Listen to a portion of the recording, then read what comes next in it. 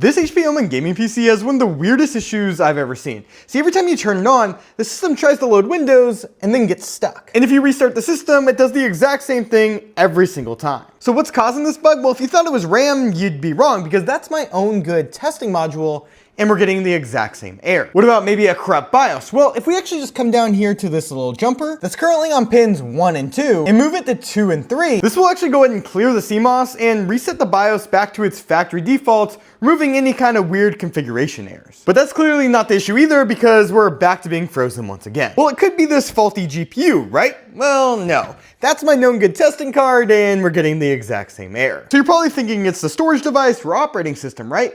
Well, that can't be the case, because that's my own drive with my own operating system, and we're getting the exact same error. So what's even left at this point? Well, we got the motherboard and CPU. And if we just pull off the cooler, look at that thermal paste.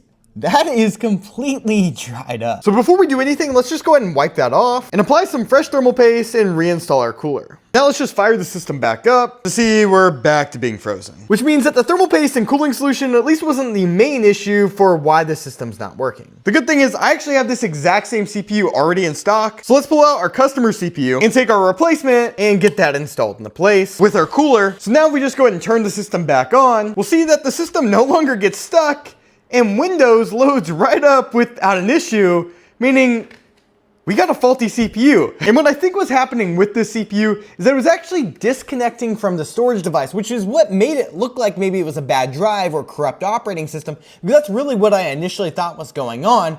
But if the CPU is bad, which handles the PCIe interface, that could cause that disconnection issues for the lanes that are going over to that M.2 drive, causing this type of behavior that we are getting. So now that we got the PC back up and working with that CPU swapped out, let's go ahead and get the system back over to our customer.